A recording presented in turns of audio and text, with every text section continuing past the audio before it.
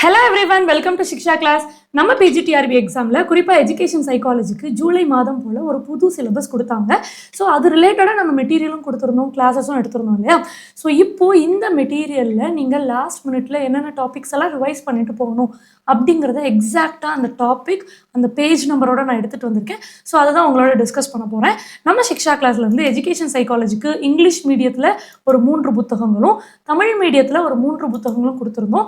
So இந்த புத்தகங்கள் முழுமையாக தான் நம்ம கிளாஸஸில் வந்து கவர் பண்ணியிருந்தோம். இதில் நிறைய டெஸ்ட் கொஸ்டின் பேப்பரும் இன்க்ளூட் பண்ணியிருந்தோம். இப்போ லாஸ்ட் மினிட்ல ரிவைஸ் பண்ணுறதுக்கு என்னென்ன டாபிக்ஸ் நீங்கள் படிக்கணும், அது எந்தெந்த பேஜ் நம்பரில் நீங்கள் ரிவைஸ் பண்ணணும், எல்லா 10 யூனிட்ஸ்க்கும் நான் உங்களுக்கு சொல்ல போகிறேன். ஸோ நம்ம மெட்டீரியல் ஃபாலோ பண்ணுறவங்க நம்ம ஸ்டூடெண்ட்ஸ் எல்லாரும் புக் எடுத்து வச்சுட்டு நான் சொல்கிற பேஜ் நம்பர் பாருங்கள். அந்த பேஜ் நம்பர்லாம் குறிப்பாக நான் வந்து பெரிய பெரிய தலைப்புகளை சின்ன சின்ன டேபிள் ஃபார்மேட்டில் உங்களுக்கு மாற்றி கொடுத்துருப்பேன். ஸோ அந்த டேபிள் மட்டும் நீங்கள் லாஸ்ட்டாக ரிவைஸ் பண்ணிக்கிட்டால் போதுமானது. இல்லை நீங்கள் வேறு மெட்டீரியல் ஃபாலோ பண்ணுறீங்கன்னா கூட நான் சொல்கிற டாபிக்ஸ் எல்லாம் நீங்கள் இம்பார்ட்டண்ட்டாக நோட் பண்ணிவிட்டு ஒரு யூனிட்லேயும் அந்த டாபிக் மட்டும் நீங்கள் ஈஸியாக ரிவைஸ் பண்ணிக்கோங்க. So let's get started. நான் இப்போ உங்களுக்கு நம்மளுடைய அந்த வேர்ட் ஃபைல் எடுத்துகிட்டு வந்திருக்கேன் இல்லையா, பேஜ் நம்பரோட, அது ஷேர் பண்ணுறேன். எஸ், உங்களுக்கு இப்போ அந்த ஸ்க்ரீன் தெரியும்னு நினைக்கிறேன். ஓகே, ஸோ இப்போ பார்த்தீங்க அப்படின்னா யூனிட் 1 பொறுத்த வரைக்கும் நிறைய டாபிக்ஸ் முக்கியமானது தான் இருக்குது. யூனிட் 1ல் நம்மளுடைய தேசிய கல்விக் கொள்கை 1986 வெளிப்படையாக கொடுத்துருக்காங்க. அதே மாதிரி தேசிய கல்விக் கொள்கை 2020 சில தலைப்புகள், அப்புறம் மாநில கல்விக் கொள்கையிலிருந்து அதோடைய செயல்பாடு திட்டங்கள் எல்லாமே அவங்க வந்து கொடுத்துருக்காங்க யூனிட் 1ல். ஸோ யூனிட் 1லேருந்து நம்ம ஸ்கீம்ஸ், பாலிசிஸ் இது ரிலேட்டடான கேள்விகள் தான் எதிர்பார்க்குறோம். குறிப்பாக யூனிட் 1ல் இந்த முறை அவங்க கொடுத்துருக்க தலைப்புகள்லேருந்து என்னென்ன மாதிரியான கேள்விகள் வரும் அப்படின்னா, ரூசா. ஏன் இதை நான் இப்படி சொல்கிறேன் அப்படின்னா, இதெல்லாம் நியூலி ஆடட் டாபிக். ரூசாவோட ஃபுல் ஃபார்ம் என்ன? ராஷ்ட்ரிய உச்சத்தர் சிக்ஷா அபியான். ஸோ தெளிவாக அதை கேட்கலாம். அல்லது இது எந்த வருடம் லான்ச் பண்ணினாங்க அப்படிங்கிறது கூட ஒரு கேள்வியாக கேட்கலாம். இது நம்மளோட இங்கிலீஷ் புக் மெட்டீரியல்லையே இங்கிலீஷ் புக் ஃபாலோ பண்ணுறீங்கன்னா வால்யூம் 3ல ஃபஸ்ட்டு பேஜ்லேயே கொடுத்துருப்போம். ரூசாலேயே வந்து 2013 லான்ச் பண்ணாலும் அப்புறமா அதில் நிறைய வேர்ஷன்ஸ் கொண்டு வந்துட்டாங்க. ஸோ ரூசா 2.0, ரூசா 3.0 இதெல்லாம் உண்டு. ஸோ அதெல்லாம் நீங்கள் எக்ஸாக்டாக பார்த்து வச்சுக்கணும். இதுவே நீங்கள் தமிழ் புக் ஃபாலோ பண்ணுறீங்க அப்படின்னா இந்த பக்கம் நான் பேஜ் நம்பர் கொடுத்துருக்கேன் இல்லையா. ஸோ வால்யூம் 1ல் பேஜ் நம்பர் 72. ஸோ நான் கொடுத்துருக்க பேஜ் நம்பர் மட்டும் நீங்கள் அப்படியே நோட் பண்ணிட்டே வாங்க.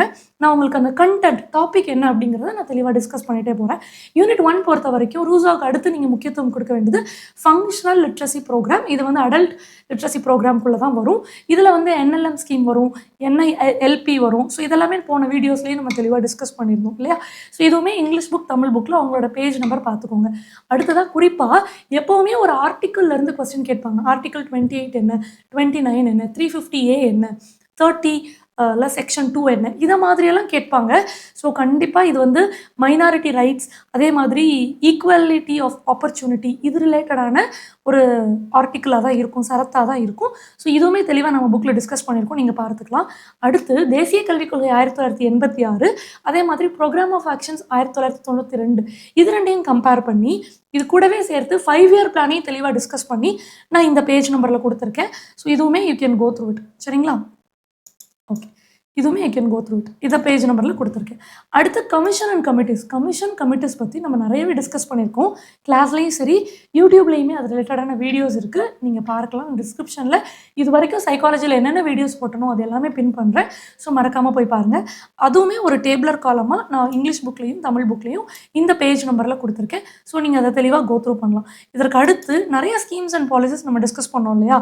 ஸோ அதில் முக்கியமான schemes and policies English medium book Tamil medium புக்கில் இந்த பேஜ் நம்பரில் கொடுத்துருக்கேன், நீங்கள் பாருங்கள். குறிப்பாக திக்ஷானா என்ன, அதோட ஃபுல் ஃபார்ம் என்ன, இதெல்லாம் நம்ம எதிர்பார்க்கக்கூடிய கேள்விகள். ஸோ ஒரு எக்ஸாம்பிளுக்காக அங்கே நான் சைடில் நோட் பண்ணியிருக்கேன்.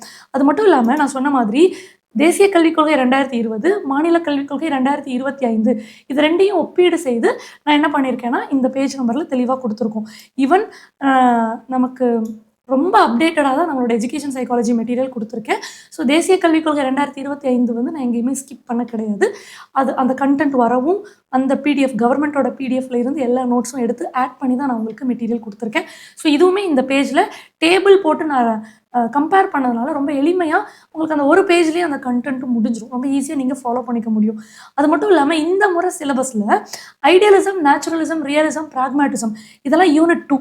ஸோ யூனிட் 2லேருந்து இப்போ நம்ம ஆரம்பிக்கிறோம். ஐடியலிசம், நேச்சுரலிசம், ரியலிசம்லேருந்து கொடுத்துருக்காங்க, சிலபஸில் கொடுத்துருக்காங்க. அண்ட் இது ரிலேட்டடாக எப்படி நமக்கு கேள்விகள் வரும்னா, யாரெல்லாம் ஐடியலிசம் ஃபாலோ பண்ணினா, யாரெல்லாம் நேச்சுரலிசம் ஃபாலோ பண்ணினாங்க. பிராக்மேட்டிசம்னா ஜான் டுவே அப்படிங்கிறவங்க ஞாபகம் வரணும். ரியலிசம் அப்படின்னா ரசல் அப்படிங்கிறவர் ஞாபகம் வரணும். நேச்சுரலிசம் அப்படின்னா ஃப்ரபெல்லா இருக்கட்டும், அல்லது ரூசோவா இருக்கட்டும், தாகூரா இருக்கட்டும். ஸோ இவங்கெல்லாம் நமக்கு கரெக்டாக ஞாபகம் வரணும். ஸோ இந்த மாதிரியான கேள்விகள் தான் கேட்பாங்க. ஸோ அந்த சிந்தனையாளர்கள் யார் யார் அப்படிங்கிறத நீங்கள் பார்த்து வச்சுக்கணும். குறிப்பாக சிந்தனையாளர்கள் பொறுத்த வரைக்கும், ஃபிலாசபிக்கல் தத்துவ ஞானிகள் பொறுத்த வரைக்கும் இந்தியாவில் இருக்கக்கூடியவங்க யார் யார், அதே மாதிரி மேற்கத்திய கலாச்சாரத்தை சேர்ந்தவங்க யார் யார். இது வந்து நிறைய பேர் கொடுத்துருக்காங்க நம்ம சிலபஸில்.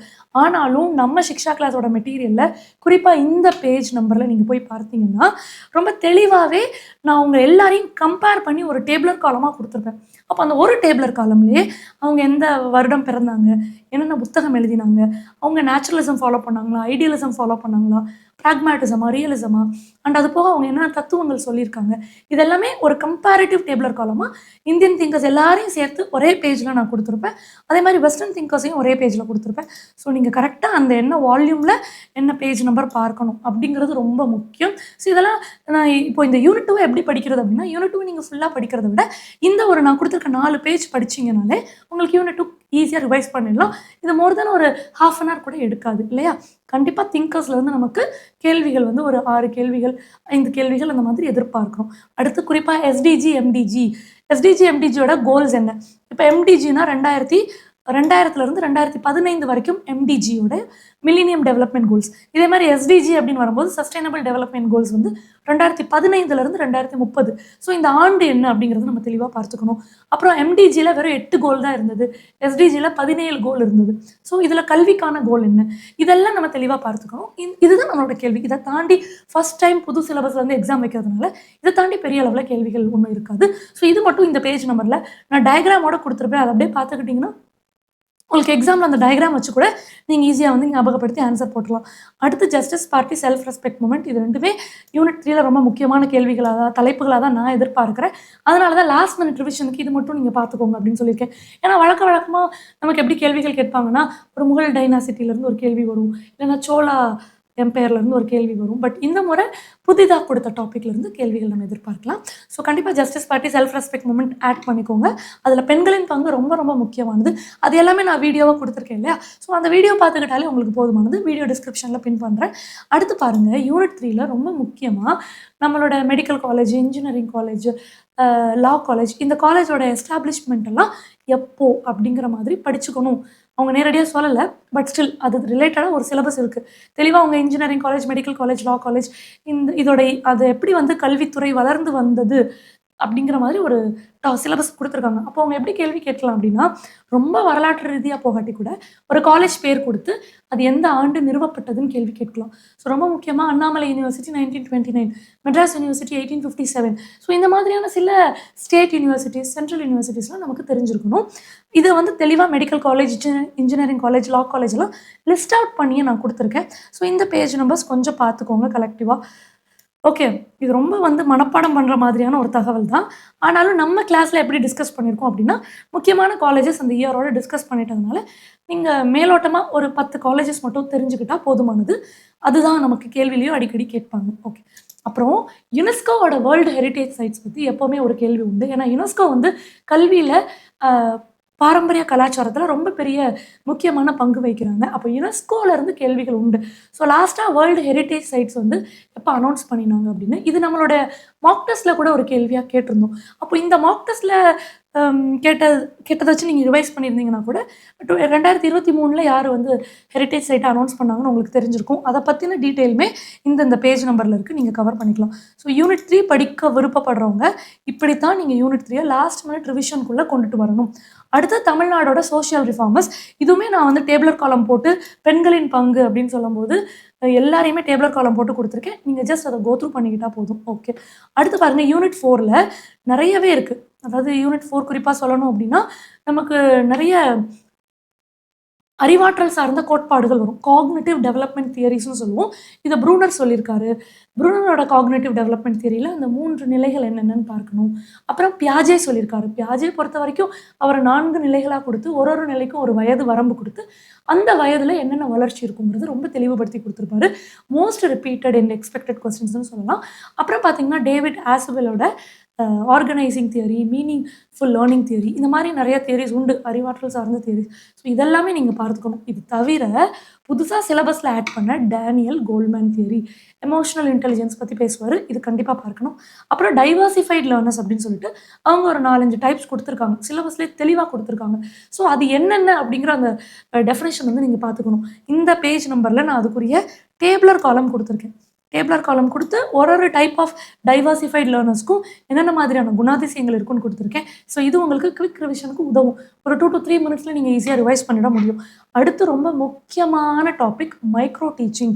மைக்ரோ டீச்சிங்கிறது ஒன்றும் இல்லை, நம்ம பிஎட் பண்ணும்போது நமக்கு என்ன பண்ணியிருப்பாங்க அப்படின்னா, அந்த ட்ரைனிங் பீரியட் அப்போ ஒரு கிளாஸ் ஒரு 40 மினிட்ஸ் எடுக்க சொன்னாங்கன்னா நமக்கு தெளிவாக ஃபஸ்ட்டு 3 மினிட்ஸ் இதை பண்ணணும், அடுத்த 6 மினிட்ஸ் இது பண்ணணும், இந்த மாதிரியெல்லாம் கொடுத்துருப்பாங்க. ஸோ அதை பேஸ் பண்ணி தான் நம்மளும் வந்து ட்ரைனிங் செஷன் அப்போது ப்ராக்டிஸ் பண்ணியிருப்போம். ஸோ இதுதான் வந்து அவங்க மைக்ரோ டீச்சிங்கிறாங்க. ரொம்ப நுணுக்கமாக பிளான் பண்ணி டீச் பண்ணுறது தான் மைக்ரோ டீச்சிங். இந்த ஷெடியூல் வந்து நான் புக்கில் இந்த பேஜ் நம்பரில் கொடுத்துருக்கேன். ஸோ என்னென்ன டியூரேஷனில் என்னென்ன பார்ட் வந்து நம்ம டீச் பண்ணுவோம் அப்படிங்கிறது அதுக்குரிய டயக்ராமும் கொடுத்துருக்கேன். ஸோ இது ஈஸியாக பார்த்துக்கிட்டிங்கன்னா நீங்கள் ஆன்சர் பண்ணிட முடியும். இதெல்லாம் நியூலி ஆடட் டாபிக்ஸ், அதனால தான் இதை லாஸ்ட் மினிட் நீங்கள் குயிக்காக ரிவைஸ் பண்ணுங்கள் அப்படின்னு நான் சொல்கிறேன். அடுத்து பாருங்கள் உங்களோட லெசன் பிளான். ஸோ இந்த லெசன் பிளான் பொறுத்த வரைக்கும் நிறைய பேர் கொடுத்துருக்காங்க. ஹெர்பேஷியன் கொடுத்துருக்காங்க, கேக்னே கொடுத்துருக்காங்க, மாரிசன் கொடுத்துருக்காங்க. அஃப்கோர்ஸ் ப்ரூனரோட தியரியும் லெசன் பிளானுக்குள்ளே தான் வரும். ப்ளூம்ஸ் டாக்ஸானமி 10th யூனிட்டில் படிக்கக்கூடிய ப்ளூம்ஸ் டாக்ஸானமியும் லெசன் பிளானிங்குள்ளே தான் வரும். ஸோ இத்தனை பேர் கொடுத்துருந்தாலும் நான் இது உங்கள் எல்லாரோடதையுமே இந்த பேஜில் சின்னதாக ஒரு 3 பாயிண்ட்ஸாக கொடுத்துருக்கேன். ஸோ தட் நீங்கள் உங்களை ஈஸியாக ரீட் பண்ணி தெரிஞ்சுக்க முடியும். ஸோ லெசன் பிளானிங் அப்படிங்கும்போது நான் ஹெர்பர்ட்டோட லெசன் பிளானிங் இல்லைனா கேக்னேயோட லெசன் பிளானிங் எதிர்பார்க்குறேன். அதற்கு அடுத்த முக்கியத்துவம் யாருக்கு கொடுக்கலாம் அப்படின்னு பார்த்தீங்கன்னா ப்ளூம்ஸ் டாக்ஸானமி. ஏன்னா 10th யூனிட்லேயும் இருக்குது, இங்கேயும் இருக்குது. ஸோ அதனால் ப்ளூம்ஸ் டாக்ஸானமிக்கு நம்ம கொஞ்சம் முக்கியத்துவம் கொடுக்கலாம். ஸோ இது எல்லாமே 5th யூனிட்டில் நீங்கள் கவர் பண்ண வேண்டியது. இது தவிர 5th யூனிட்டில் லேர்னிங் ஸ்டைல் அப்படின்னு ஒன்று இருக்குது. இதுவுமே வந்து நம்ம சிலபஸில் ரொம்ப தெளிவாக ப்ராக்கெட்டில் என்னென்ன ஸ்டைலெல்லாம் இருக்குது அப்படிங்கிறது அவங்களே கினஸ்தட்டிக் லேர்னிங், விஷுவல் லேர்னர்ஸ் இதெல்லாம் கொடுத்துருக்காங்க. அப்போது we have to go through. ஏன்னா அவங்க அந்த தலைப்பு மட்டும் கொடுக்காம ப்ராக்கெட்டில் என்ன பண்ணியிருக்காங்க, இந்த டைப்ஸ் எல்லாம் இருக்குன்னு கொடுத்துருக்கிறதுனால அதை நீங்கள் கோ த்ரூ பண்ணிக்கணும். அகைன் இதையும் நான் உங்களுக்கு டேபிளர் காலமாக தான் புக்கில் கொடுத்துருக்கேன். ஸோ இந்த புக் நீங்கள் வந்து ரெஃபர் பண்ணிக்கோங்க. அடுத்ததாக ரொம்ப முக்கியமாக இண்டக்டிவ் டிடக்டிவ் ரீசனிங். ஏன் இந்த இண்டக்டிவ் டிடக்டிவ் ரீசனிங்க்கு இவ்வளோ முக்கியத்துவம் கேட்குறீங்க சொல்கிறேன் தெரியுமா? எப்போவுமே டிஆர்பி கொஸ்டின் பேப்பராக இருக்கட்டும் இல்லை டிஎன்பிஎஸ்சி கொஸ்டின் பேப்பராக இருக்கட்டும், இண்டக்டிவ் டிடக்டிவ் ரீசனிங்குள்ளே கண்டிப்பாக ஒரு கேள்வி இருக்கும். நீங்கள் லாஸ்ட்டாக நடந்த குரூப் 1 எடுத்து பாருங்கள், லாஸ்ட்டாக நடந்த பிஜிடிஆர்பி எடுத்து பாருங்கள். இந்த 2 கொஸ்டின் பேப்பர்லையுமே உங்களால் இண்டக்டிவ் டிடக்டிவ் பற்றின கேள்விகள் பார்க்க முடியும். ஸோ இண்டக்டிவ் மெத்தட் ஆஃப் டீச்சிங்னா என்ன, டிடக்டிவ் மெத்தட் ஆஃப் டீச்சிங்னா என்ன, கண்டிப்பாக ஒரு கேள்வி. இதை சின்னதாக பாயிண்ட் பை பாயிண்ட்டாக அண்ட் ஆல்சோ டேபிளர் காலமாக நான் வந்து நம்ம மெட்டீரியலை டிஸ்கஸ் பண்ணியிருப்பேன். So you can go through it. கண்டிப்பாக அந்த ஒரு 4-5 பாயிண்ட் மட்டும் பார்த்துக்கோங்க. அந்த நான் டேபிளர் காலமில் டிஸ்கஸ் பண்ணும்போதே உங்களுக்குள்ளே வந்து கீ டேர்ம்ஸ் நிறையா கொடுத்துருப்பேன். அந்த கீ டேர்ம் பேஸ் பண்ணி நீங்கள் ஒர்க் பண்ணாலே போதுமானது. So that is good. அடுத்து பாருங்கள் பர்சனாலிட்டி தியரி. நிறைய பர்சனாலிட்டி தியரி இருந்தால் கூட இந்த பேஜ் நம்பர் நான் நோட் பண்ணியிருக்கேன் இல்லையா, இந்த பேஜ் நம்பரில் புதுசாக சிலபஸில் ஆட் பண்ண பர்சனாலிட்டி தியரியும் இன்டெலிஜென்ஸ் தியரியும் கொடுத்துருப்பேன். ஸோ அது மட்டும் நீங்கள் கோ த்ரூ பண்ணால் போதும். அடிஷ்னலாக நீங்கள் வந்து யூனிட் 6ல் ஏதாவது நீங்கள் தியரி படிக்கணும்னு நினச்சிங்க அப்படின்னா மேஸ்லோவோட மோட்டிவேஷன் தியரி பார்த்துக்கோங்க. ஸோ அவ்வளோதான் ரொம்ப முக்கியம். ஸோ யூனிட் 6 பொறுத்த வரைக்கும் இந்த பேஜ் நம்பரில் கொடுத்துருக்க பர்சனாலிட்டி தியரி, அது தவிர மேஸ்லோவோட மோட்டிவேஷன் தியரி. யூனிட் 4ல் காக்னிட்டிவ் தியரி நீங்கள் என்னென்ன படிக்கணும்னு நான் சொல்லிட்டேன். யூனிட் 5 பொறுத்த வரைக்கும் கண்டிப்பாக லேர்னிங் தியரிஸ் படிக்கணும். லேர்னிங் தியரிஸ் பொறுத்த வரைக்கும் ரொம்ப ஈஸியாக 4 தியரி தான். எரிக்சன் லைக் தாண்டைக்கோட trial and error method of learning, அதே மாதிரி இவான் பவ்லோவோட கிளாசிக்கல் கண்டிஷனிங், ஸ்கின்னரோட ஆப்ரண்ட் கண்டிஷனிங், அது போக gestalt theory, Max Wertheimer and Wolfgang கொஹ்லரோட ஜெசால் தியரி. ஸோ இந்த 4 தியரி தான் யூனிட் 5ல் இருக்கக்கூடிய லேர்னிங் தியரிஸ். இந்த 4 படித்தாலே போதுமானது. Okay fine. ஸோ இந்த தியரிஸ் தாண்டி கண்டிப்பாக இப்போ நான் சொன்ன தியரிஸில் இருந்தெல்லாம் உங்களுக்கு 1 or 2 கொஸ்டின்ஸ் வந்துடும். தியரியை வந்து நீங்கள் ஸ்கிப் பண்ணவே கூடாது. ஸோ தியரிஸ் தாண்டி தான் யூனிட் 4, 5, 6ல் அடிஷ்னலாக நீங்கள் என்ன டாபிக்ஸ் படிக்கணும் அப்படிங்கிறத நான் இங்கே கொடுத்துருக்கேன். ஓகே, இப்போ அடுத்து யூனிட் 7, 8, 9, 10 பார்க்கலாம். யூனிட் 7, 8, 9, 10 பொறுத்த வரைக்கும் ரொம்ப ரொம்ப ரொம்ப முக்கியமான unit. Most of the questions ஒரு 10 to 12 கொஸ்டின்ஸ், ஈவன் ஒரு 15 கொஸ்டின்ஸ் கூட இந்த 4 யூனிட்டில் கவர் பண்ணியிருப்பாங்க. ஏன்னா அவ்வளோ தூரம் டீச்சிங்க்கு முக்கியமான தகவல் எல்லாம் அண்ட் புதிதான இன்ட்ரடியூஸ் பண்ணப்பட்ட இந்த யூனிட் இல்லையா? ஸோ இது எப்படி எளிமையாக நீங்கள் ரிவைஸ் பண்ணுறதுன்னு நான் சொல்கிறேன். இதில் இந்த அசஸ்மெண்ட் பொறுத்த வரைக்கும் வால்யூம் 3ல நான் பேஜ் நம்பர் 250ல டேபிள் போட்டு கொடுத்துருக்கேன். பேஜ் நம்பர் 250ல மட்டும் இல்லை, அதற்கு அடுத்து அந்த ஃபார்மேட்டிவ் அசஸ்மெண்ட், சம்மேட்டிவ் அசஸ்மெண்ட், அசஸ்மெண்ட்னா என்ன, இவாலுவேஷன்னா என்ன, அப்புறம் நார்ம் ரெஃபரன்ஸ்னா என்ன, கிரைட்டீரியா ரெஃபரன்ஸ்னா என்ன, இது எல்லாமே தனித்தனியாக கம்பேர் பண்ணி டேபிள் போட்டு கொடுத்துருக்கேன். ஸோ கண்டிப்பாக இந்த எல்லா பக்கங்கள்லையுமே உங்களுக்கு டேபிளர் காலம் போட்டு கம்பேரிட்டிவாக கீ டேர்ம்ஸ் மட்டும்தான் உள்ளே கொடுத்துருப்பேன். நேரடியாக அதிலிருந்து அவங்க கேள்விகள் நீங்கள் எதிர்பார்க்கலாம். ஜஸ்ட் நம்ம இந்த கண்டென்ட்டை மட்டும் வாசிச்சுட்டு எலிமினேட் பண்ணி ஆன்சர் பண்ணுங்கள். உங்களுக்கு கிளாஸ்லேயே நான் தெளிவாக இன்டெப்த்தாக கான்செப்ட்ஸை புரிய வச்சுருப்பேன், எக்ஸாம்பிள்ஸோட புரிய வச்சுருப்பேன். ஸோ அதனால் இந்த லாஸ்ட் மினிட்ல இந்த டேபிளர் காலம் ரிவைஸ் பண்ணிக்கிறது உங்களுக்கு ரொம்ப ஈஸியாக உங்களால் மார்க் எடுத்துட முடியும். ஸோ அசஸ்மெண்ட் பொறுத்த வரைக்கும் இந்த பேஜஸில் இருக்கிற டேபிளர் காலம் மட்டும் பார்த்துக்கோங்க. இந்த பேஜஸ்குள்ளேயே ஒரு 4-5 டேபிள் கொடுத்துருப்பேன் நான். அது எல்லாமே நீங்கள் ஜஸ்ட் அப்படியே கம்பேர் பண்ணி பார்த்துக்கோங்க. அடுத்ததாக சிசிஇ, கண்டினியூஸ் காம்ப்ரிஹென்சிவ் இவாலுவேஷன். இது ஆக்சுவலி ஒரு ஃபார்மேட்டிவ் இவாலுவேஷன் தான். இதை கூட ஒரு கேள்வியாக கேட்கலாம். சிசிஇ அப்படின்னா என்ன? இது வந்து என்ன டைப் ஆஃப் இவாலுவேஷன்? இது வந்து ஃபார்மேட்டிவ் இவாலுவேஷனுக்குள்ள தான் வரும். அண்ட் இந்த சிசிஇயை பற்றி நம்மளோட நிறைய கமிஷன்ஸ், கமிட்டிஸ் வந்து இதற்கு முன்னாடியே தெளிவாக பேசியிருக்காங்க. ஸோ அதெல்லாம் என்ன அப்படிங்கிறதும் நான் டேபிளர் காலம்ல கொடுத்துருக்கேன். கண்டினியூஸ் காம்ப்ரிஹென்சிவ் இவாலுவேஷன்னா என்ன அப்படிங்கிறதையும் நான் தெளிவாக கொடுத்துருக்கேன். ஸோ இதை இந்த பேஜ் நம்பரில் பார்த்தாலே உங்களால் ஈஸியாக அந்த போர்ஷன்ஸ் கவர் பண்ணிட முடியும். சரிங்களா? ஓகே. ஸோ அடுத்து பாருங்கள், தெளிவாக எந்த வால்யூமில் எந்த page number, English medium material, Tamil medium material, அது பார்த்துக்கோங்க. அடுத்ததாக ப்ளூ பிரிண்ட், ஸ்கோரிங், அப்புறம் ஐட்டம் அனாலிசிஸ், இதெல்லாம் உண்டு. இந்த டாபிக்லாம் எங்கே இருக்குன்னு கேட்குறீங்களா? ஸ்டாண்டர்டைசேஷன் ஆஃப் டெஸ்ட், அதாவது நமக்கு யூனிட் 7ல் அச்சீவ்மெண்ட் டெஸ்ட்னா என்னென்னு படிக்க சொல்லியிருக்காங்க. அப்புறம் ஸ்டாண்டர்டைசேஷன் ஆஃப் டெஸ்ட்னு கொடுத்துருக்காங்க. ஸோ நம்ம வந்து கண்டிப்பாக ஒரு டெஸ்ட்டு கொஸ்டின் பேப்பர் செட் பண்ணுறதுக்கு முன்னாடி அதுக்கு ப்ளூ பிரிண்ட் போடணும், என்ன வெயிட்டேஜ்னு போடணும். ஸோ இதெல்லாம் தெளிவாக ஒர்க் அவுட் பண்ணிட்டு தான் டெஸ்ட்டுக்கு கொஸ்டின் எடுக்கவே நம்ம ஆரம்பிக்கணும். அதுதான் மெத்தட். ஸோ அந்த ப்ரொசீஜர் தான் வந்து நமக்கு யூனிட் 7ல் ரொம்ப தெளிவாக கொடுத்துருக்காங்க. இதில் மோஸ்ட் எக்ஸ்பெக்டட் கொஸ்டின்ஸ், நீங்கள் ஸ்டாண்டர்டைசேஷன் ஆஃப் டெஸ்ட் பொறுத்த வரைக்கும் உங்களுக்கு 4 ஸ்டெப்ஸ் இருக்குது. அதில் 4லேயும் ரொம்ப முக்கியமானது ப்ளூ பிரிண்ட்டும் ஸ்கோரிங்கும் தான், ஐட்டம் அனாலிசிஸும் தான். ஸோ இது ரிலேட்டடாக வாட் இஸ் வாட் அப்படிங்கிறத இந்த பேஜ் நம்பரில் நீங்கள் ரீட் பண்ணிக்கோங்க. சரிங்களா? Okay, I clear to you? Fine. அடுத்ததாக யூனிட் 8 போயிடலாம். யூனிட் 8மே ரொம்ப பெரிய யூனிட்டாக இருந்தாலும் இதை சிம்பிளாக நீங்கள் ரிவைஸ் பண்ணுறதுக்கு கண்டிப்பாக பிரின்சிபல்ஸ் ஆஃப் மேனேஜ்மெண்ட் பார்க்கணும். மேனேஜ்மெண்ட்டோட பிரின்சிபல்ஸ் நிறைய பேர் பேசியிருப்பாங்க. அதில் 14 பிரின்சிபல்ஸ் அப்படிங்கிறது ஃபாயலோட பிரின்சிபல்ஸை தான் நம்ம சொல்கிறோம். ஸோ அந்த 14 பிரின்சிபல்ஸ் என்னென்ன? முக்கியமாக ஃபாயலோட கேங் பிளாங்க் அப்படின்னா என்ன, ஸ்கேலார் செயின்னா என்ன, இது நீங்கள் கண்டிப்பாக தெரிஞ்சுக்கணும். நாளைக்கு கட்டாயமாக இதிலேருந்து ஒரு கொஸ்டின் உண்டு. கேங் பிளாங்க், ஸ்கேலார் செயின் அப்படின்னா என்ன அப்படிங்கிறது. அதே மாதிரி நமக்கு ஃபாயல் அப்படின்னு சொல்லும்போது அவங்களோட unity of command, unity of directions, இதெல்லாமே ரொம்ப முக்கியமான அருமையான பாயிண்ட்ஸ். அந்த 14 பாயிண்ட்ஸ் என்னென்னு தெரிஞ்சுக்கிட்டால் போதும். அகைன் இதையுமே நீங்கள் வாசிக்கிறதுக்கு இலகுவாக இருக்கிற மாதிரி டேபிளர் காலமில் கொடுத்துருப்பேன். ஆக்சுவலி நம்ம புக்கில் ரொம்ப டீட்டெயில்டாக கொடுத்துருப்போம். பட் எல்லா கண்டென்ட்டுக்கு பின்னாடியுமே அதை அழகாக சம்மரைஸ் பண்ணி ஒரு டேபிள் பாயிண்ட் ஆஃப் வியூவில் நான் தெளிவாக அதுக்கு இருக்கிற டிஃப்ரென்சஸ் என்ன ஏது ஒரு ஃபீச்சர்ஸையுமே நான் எக்ஸ்பிளைன் பண்ணியிருப்பேன். அது ரொம்ப முக்கியம். அடுத்து பார்த்தீங்கன்னா ஸ்வாட் அண்ட் டிக்யூஎம், அதாவது டிக்யூஎம் வந்து யார் சொன்னாங்க, என்ன இயர், இது கேள்வி. அதே மாதிரி ஸ்வாட்டோட அப்ரிவேஷன், டிக்யூஎம்மோட அப்ரிவேஷன்ஸ், இதெல்லாம் கேள்விகளாக கேட்கலாம். ஸோ அது என்ன அப்படிங்கிறத மட்டும் இந்த பேஜில் வாசித்து தெரிஞ்சுக்கோங்க. அடுத்ததாக லீடர்ஷிப் தியரி. நமக்கு நிறைய லீடர்ஷிப் தியரி தெரிஞ்சாலும் அடிக்கடி நமக்கு எக்ஸாமில் கேட்குறது வந்து great man theory, charismatic theory, அப்புறம் வந்து ஹெரிடிட்ரியாக அவங்க இருக்கிற லீடர்ஷிப் இருக்கும். அது போக ஆட்டோக்ராட்டிக், டெமோக்ராட்டிக், லெசிஃபேர் மாடல், இதெல்லாம் தெரியும். அது போக அடிஷ்னலாகவும் நான் சில மாடல் ஆட் பண்ணியிருக்கேன். ஸோ இப்போ நான் சொன்ன டைப்ஸ் பார்த்துக்கிட்டாலே போதும். உங்களுக்கு கொஞ்சம் அப்ளிகேஷன் ஓரியன்டான கொஸ்டின்ஸ் தான் லீடர்ஷிப் தியரியிலேருந்து எதிர்பார்க்கலாம். ஓகே, ஸோ இதுதான் யூனிட் 8 பொறுத்த வரைக்கும். உங்களுக்கு பார்க்க ரொம்ப வாஸ்ட்டாக இருந்தாலும் நான் சொன்ன இந்த 4 டாபிக்ஸ் மட்டும் ரீட் பண்ணிட்டீங்கன்னா ரொம்ப சிம்பிள்.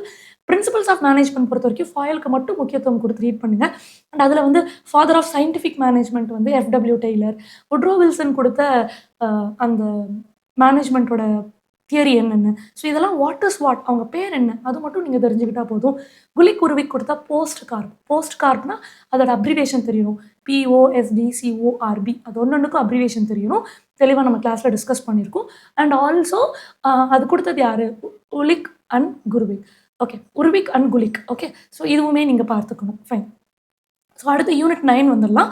யூனிட் 9ல் நீங்கள் குவிக்காக ரிவைஸ் பண்ணுறதுக்கு கரிக்குலம் பற்றி தான் அந்த என்டையர் யூனிட்டும் பேசியிருக்காங்க. இது ரொம்ப கொடுத்துருக்க யூனிட்லேயே சிம்பிளான யூனிட் அதான் சொல்வேன். ஏன்னா நம்ம கிளாஸ் நடத்தும் போதுமே இந்த யூனிட் வந்து ஒரு 1 ஆர் 2 கிளாஸஸ்ல முடிச்சிட முடியும். அவ்வளோ குட்டி டாபிக். ஏன்னா கரிக்குலம்னா என்னன்னு டெஃபினிஷன் பார்த்துக்கணும். அப்புறம் பிரின்சிபல்ஸ், அந்த பிரின்சிபல்ஸில் ஒரு 8 பாயிண்ட் 10 பாயிண்ட் இருக்கும். அது என்னன்னு பார்த்துக்கணும். அப்புறம் கரிக்குலமோட பேட்டர்ன், அதில் ஒரு 4-5 டைப் இருக்கும். கரிக்குலமோட டைப்ஸ், அதில் ஒரு 4-5 டைப் இருக்கும். கரிக்குலமோட மாடல், அதில் 4 தான். நிறைய மாடல் இருந்தாலும் நம்ம சிலபஸில் 4 பேர் தான். டெய்லர் மாடல், டாபா மாடல், அப்புறம் வந்து ஸ்டஃபில்பி மாடல், அதை சிஐபிபி மாடல்னு சொல்லுவோம். And also the other model wheeler model. இப்போ இந்த ஸ்டஃபில்பி மாடல் எப்போ இன்ட்ரடியூஸ் பண்ணாங்க? சிஐபிபியோட ஃபுல் ஃபார்ம் என்ன? டெய்லர் மாடல், டாபா மாடல் எடுத்துக்கிட்டோம்னா இதில் யார் வந்து டாப் டவுன் அப்ரோச், யார் வந்து பாட்டம் அப் அப்ரோச், யார் இண்டக்டிவ், யார் டிடக்டிவ், ஸோ இந்த மாதிரி சின்ன சின்ன விஷயங்கள், யார் வந்து 7 ஸ்டெப்பாக பேசியிருப்பா, யார் 4 ஸ்டெப்ஸில் முடிச்சிருப்பா, ஸோ அவங்களோட டயக்ராமேட்டிக் எக்ஸ்ப்ளனேஷன் இதெல்லாமே நான் கொடுத்துருக்கேன். ஸோ கரிக்குலம் பற்றி நீங்கள் ரீட் பண்ணும்போது கண்டிப்பாக இந்த மாதிரி அவங்க அந்த கண்டென்ட் எல்லாம் இந்த பேஜ் நம்பரில், உங்களோட இங்கிலீஷ் மீடியம் புக்னா அது என்ன வால்யூம் என்ன பேஜ் நம்பர்னு பார்த்துக்கோங்க. தமிழ் மீடியம் புக்னா என்ன வால்யூம் என்ன பேஜ் நம்பர்னு பார்த்துக்கோங்க. ஜஸ்ட் ஒரு குவிக் ரிவிஷன் நீங்கள் ஈஸியாக பண்ணிட்டு போகலாம். அண்ட் அதே மாதிரி யூனிட் 10 எடுத்துக்கிட்டிங்கன்னா ப்ளூம்ஸ் டாக்ஸானமி ரொம்ப முக்கியமான கேள்வி. 1956 அவர் நவுன் ஃபார்மேட்டில் கொடுத்துருந்தது. அதே மாதிரி 2001 அதை ரிவைஸ் பண்ணி கொடுத்தவங்க யார், அண்ட் அதை ரிவைஸ் பண்ணும்பொழுது அவங்க வெர்ப் ஃபார்மேட்டில் என்னென்ன மாற்றங்கள் கொண்டு வந்தாங்க, அந்த சிந்தசிஸ் கிரியேட் அதை எப்படி அவங்க மாற்றி வச்சாங்க, அந்த பேர் என்ன மாற்றினாங்க, இவாலுவேட்டை கீழே கொண்டு வந்துட்டு கிரியேஷனை மேலே கொண்டு போனாங்க. ஸோ இந்த சின்ன சின்ன மாற்றங்கள் தான் நான் அந்த பேஜ் நம்பரில் ஃபஸ்ட் எடுத்தோன்னே 2 டயக்ராம் போட்டு எக்ஸ்பிளைன் பண்ணியிருப்பேன். கிளாஸ்லையும் பல முறை இதை ரிவைஸ் பண்ணியாச்சு. டெஸ்ட்லையுமே இப்போ நான் சொன்ன எல்லா பாயிண்ட்ஸையுமே நம்ம டெஸ்ட் வச்சு டிஸ்கஸ் பண்ணியிருக்கோம். ஸோ இது மட்டும் நீங்கள் ப்ளூம்ஸ் டாக்ஸானமியில் பார்த்துக்கோங்க. அடுத்ததாக லெவல்ஸ் ஆஃப் டீச்சிங்கில் we have 3 levels of teaching. Memory level, understanding level, reflective level. So இது யார் கொடுத்தாங்க, எந்த இயர் கொடுத்தாங்க, இதற்கு ஒரு எக்ஸாம்பிள் என்ன, இதுக்குரிய கீட்டம் என்ன, இவ்வளோதான். இதையுமே நான் டேபிளர் காலமில் தெளிவாக கொடுத்துருக்கேன். நீங்கள் மெட்டீரியலில் அந்த பேஜ் நம்பரில் போய் பாருங்கள். அடுத்த 10th யூனிட்டில் நீங்கள் படிக்க வேண்டியது ரொம்ப முக்கியமானது இன்ஸ்ட்ரக்ஷனல் டிசைன். ஏன்னா நிறைய இன்ஸ்ட்ரக்ஷனல் டிசைன் இருக்குது. பட் ஒரு இன்ஸ்ட்ரக்ஷனல் டிசைனோடைய அந்த அப்ரிவேஷன் நீங்கள் பார்த்துக்கணும். ஏடி மாடல்னா என்ன, அதில் டி எதை குறிக்குது, ஐ எதை குறிக்குது, இ எதை குறிக்குது. அதே மாதிரி அஷ்யூர் மாடல்னா என்ன, Dick and Carey model, system approach model அப்படிங்கிறது டிக் அண்ட் கேரே மாடல் தான் சொல்லுவோம். ஸோ அவங்க அந்த மாடல் என்ன சொல்லியிருக்காங்க, எந்த வருஷம் சொன்னாங்க. இது போக பிளெண்டட் லேர்னிங்னா என்ன, ஃப்ளிப்டு லேர்னிங்னா என்ன, ஃப்ளிப்டு கிளாஸ் ரூம்னா என்ன, ஸோ இதெல்லாம் நம்ம பார்க்கணும். எல்எம்எஸ்னா என்ன, இது மட்டும் வாட் இஸ் வாட்னு பார்த்துக்கிட்டா போதும். அடுத்து எஃப்ஓஎஸ்எஸோட அப்ரிவேஷன் பார்க்கணும். ஓஇஆர்னா என்னன்னு பார்க்கணும். அதாவது எம்ஓஓசி இதெல்லாம் அப்ரிவேஷன் நீங்கள் கண்டிப்பாக பார்த்தாகணும். மேசிவ் ஓப்பன் ஆன்லைன் கோர்சஸ் பார்த்தே ஆகணும். எஃப்ஓஎஸ்எஸ் ஃப்ரீ ஓப்பன் சாஃப்ட்வேர் நீங்கள் கண்டிப்பாக இந்த அப்ரிவேஷன்ஸ் பார்த்தாகணும். சில நேரங்களில் எது ஃப்ரீ சாஃப்ட்வேர் எது பெய்டு சாஃப்ட்வேர் அதெல்லாம் வந்து நம்ம கொஸ்டினில் கேட்பாங்க. கீழே ஒரு 4 சாஃப்ட்வேர் கொடுத்துட்டு இதில் எது வந்து ஃப்ரீ ஓப்பன் சோர்ஸ் சாஃப்ட்வேர் சொல்லுங்கள் அப்படின்னு சொல்லி நம்மள்கிட்ட கேட்பாங்க. ஸோ இதெல்லாம் வாட் இஸ் வாட் அப்படிங்கிறது தெளிவாக பார்த்துக்கணும். இந்த பேஜ் நம்பரில் நான் உங்களுக்கு ஃபுல் டீட்டெயில்ஸ் கொடுத்துருக்கேன். இந்த ஒரு பேஜ் நீங்கள் வாசித்தாலே ஓரளவு அதை நீங்கள் கம்ப்ளீட்டாக கவர் பண்ணிட முடியும். அப்புறமா ஆக்யூமெண்டட் ரியாலிட்டி, விர்ச்சுவல் ரியாலிட்டி. பொதுவாக ஆக்யூமெண்டட் ரியாலிட்டி அப்படிங்கிறது ஒரு 3D இமேஜ்க்காக கொண்டு வருவாங்க. அதோட கீ டேர்மே வந்து 3D தான். இதே விர்ச்சுவல் ரியாலிட்டி அப்படிங்கிறது நீங்களே அந்த சினாரியோக்குள்ளே இருப்பீங்க. உங்களுக்கு எது ரியல் எது ஃபேக் அப்படின்னு கண்டுபிடிக்க முடியாத அளவுக்கு ஒரு உணர்வுபூர்வமான சிமுலேஷன் கொடுக்கறது விர்ச்சுவல் ரியாலிட்டி. ஆர்குமெண்டட் ரியாலிட்டியை விட விர்ச்சுவல் ரியாலிட்டி ஒரு படி மேலே டெவலப்மெண்ட் டெக்னாலஜியோட வளர்ச்சி அப்படின்னு தான் சொல்லணும். ஆனால் ஆர்குமெண்டட் ரியாலிட்டி அடிப்படையாக வச்சு தான் விர்ச்சுவல் ரியாலிட்டி கட்டமைக்கப்பட்டது. ஸோ இதுதான் நீங்கள் அடிப்படையாக புரிஞ்சுக்க வேண்டியது. கண்டிப்பாக இது எஜுகேஷனில் நிறைய யூஸ் பண்ணுறாங்க. ஓகே, இப்போ நீங்கள் கூகுள் மேப் போடும்போது ஜஸ்ட் லைக் தட் மேப்பில் போயிட்டு உங்களோட நீங்கள் ரீச் பண்ண வேண்டிய டெஸ்டினேஷன் போட்டு போனீங்கன்னா அது வேறு. இதுலேயே நீங்கள் வந்து அதில் aerial view, forest view, landscape வியூலாம் மாற்றி பார்த்தீங்கன்னா உங்களுக்கு இன்னும் அதில் டிஃப்ரெண்ட்டாக தெரியும். ஓகே, இதெல்லாம் நம்ம ஏஆர்விஆருக்குள்ள டிஃப்ரென்ஸ். பட் நம்ம இதை தெளிவாக டிஸ்கஸ் பண்ணியிருக்கோம். அடுத்து ஆர்டிஃபிஷியல் இன்டெலிஜென்ஸ். ஸோ நம்ம நிறைய ஐசிடி டூல்ஸ் யூஸ் பண்ணுறோம். எல்லா ஐசிடி டூல்ஸ்லையும் இந்த ஆர்டிஃபிஷியல் இன்டெலிஜென்ஸ் உண்டு. ஸோ இதில் நீங்கள் கொஞ்சம் கரண்ட் அஃபேர்ஸான ரிலேட்டடான கொஸ்டின்ஸ் வந்து எதிர்பார்க்கலாம். இப்போது இந்த டூலில் இருக்கக்கூடிய ஒரு இம்பார்ட்டண்ட்டான விஷயம் என்ன, அந்த மாதிரி கூட நீங்கள் எதிர்பார்க்கலாம். ஸோ இதெல்லாமே இந்த பேஜ் நம்பரில் நம்ம தெளிவாக டிஸ்கஸ் பண்ணியிருக்கோம். ஸோ உங்களுக்கு வந்து லாஸ்ட் மினிட்ல ரிவைஸ் பண்ணுறதுக்கு இது ரொம்ப வந்து ஹெல்ப்ஃபுல்லாக இருக்கும் அப்படின்னு தோணுச்சு. கேட்டிருந்தீங்க, சில பேர் வந்து கேட்டிருந்தீங்க, மேம் எனக்கு இந்த மாதிரி வேணும், நீங்கள் எக்ஸ்க்ளூசிவாக அது பண்ணி கொடுங்க, நீங்கள் அது வீடியோ போட்டால் கூட பெரிய ஹெல்ப்ஃபுல்லாக இருக்கும் அப்படின்னு கேட்டிருந்தீங்க. ஸோ கண்டிப்பாக நம்ம புக் வாங்கினவங்க எல்லாருக்குமே புக் பெருசாக இருந்தாலும், பிகாஸ் கண்டென்ட் ரொம்ப பெருசு. நீங்கள் இதை பிஜிடிஆர்பி எக்ஸாம் மட்டும் இல்லை, பிஓ டிஓ இப்படி எந்த எக்ஸாம் படித்தாலும் இந்த மெட்டீரியல் உங்களுக்கு பெரிய அளவில் கை கொடுக்கும். Railway teachers exam, SCRT exams, so இது எல்லா எக்ஸாம்ஸ்க்குமே இந்த மெட்டீரியல் வந்து ஒரு ஃபுல் ஃப்ளெஷ்டான மெட்டீரியல். அவ்வளோ கம்ப்ளீட் டீட்டெயில்ஸ் வந்து உள்ளே நான் அப்டேட் பண்ணி தான் கொடுத்துருக்கேன். ஸோ அதனால இதுக்கு கண்டிப்பா 3 வால்யூம் இருக்குன்னா, ஒரு வால்யூமே 300 பேஜஸ் இருக்கும். நீங்க பார்த்திருப்பீங்க. ஸோ அதுல உங்களுக்கு லாஸ்ட் மினிட் ரிவிஷன் கண்டிப்பா என்னென்ன டாபிக்ல கொஸ்டின்ஸ் வரும், அந்த டாபிக்க நீங்க எந்த வால்யூம்ல, எந்த பேஜ் நம்பர்ல படிக்கணும். ஸோ இந்த வீடியோல நான் உங்களோட டிஸ்கஸ் பண்ணியிருந்தேன். So thank you everyone. Thank you all. Book purchase பண்றதுக்குரிய லிங்க்குமே நான் டிஸ்கிரிப்ஷன்ல தரேன். ஸோ அடுத்து புக் பர்ச்சேஸ் பண்ணி அடுத்த எக்ஸாம் ப்ரிப்பேர் பண்ண ஆரம்பிக்கிறவங்க புக் பர்ச்சேஸ் பண்ணிக்கலாம். PGTRB, UGTRB and also college TRB எக்ஸாம்ஸ்க்கு நம்மள்ட்ட கோர்சஸ் போயிட்டுருக்கு. அடுத்து வரக்கூடிய பிஇஓ, டிஇஓ எக்ஸாம்ஸ்க்கும் நம்மள்ட்ட கோர்சஸ் போயிட்டுருக்கு. மறக்காம ஜாயின் பண்ணிக்கோங்க. Thank you everyone. Thank you all.